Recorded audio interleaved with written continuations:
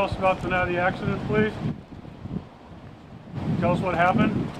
New at 5:30, the man accused of a drunk driving crash that killed a woman in Carmel Valley tried to avoid our cameras as he faced a judge for the first time today. New at 5:30, 10 News reporter Real Creighton was in the courtroom today. And Real, prosecutors say that Anthony Rodriguez was driving with a blood alcohol level over 2 times the legal limit.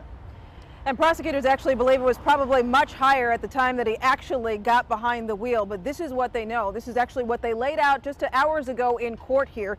They say that the victim's car was sheared completely clean off. You can see it there.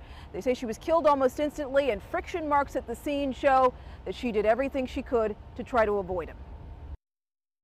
Mr. Rodriguez, can you tell us about the night of the accident, please? Tell us what happened.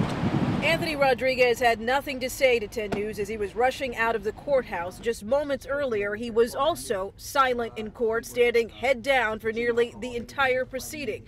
Prosecutors say it was just over a week ago Rodriguez spent nearly the entire afternoon drinking before getting on the road, plowing into 61-year-old Enid Mayer-Sheaf in Rancho Penasquitos. She was killed almost instantly. He went to a Padres game. At the Padres game, he then went to the Tilted Kilt. After the Tilted Kilt, he then went to Pacific Beach.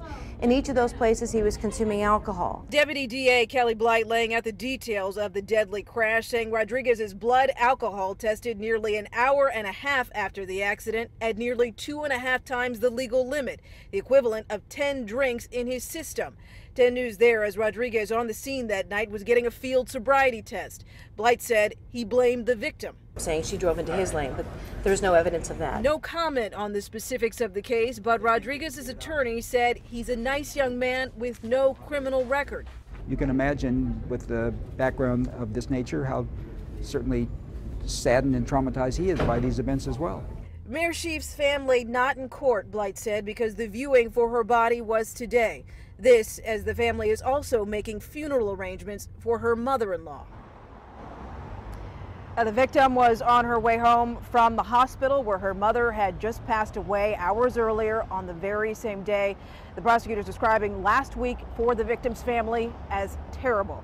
We're live outside the courthouse tonight. Real Creighton, 10 News.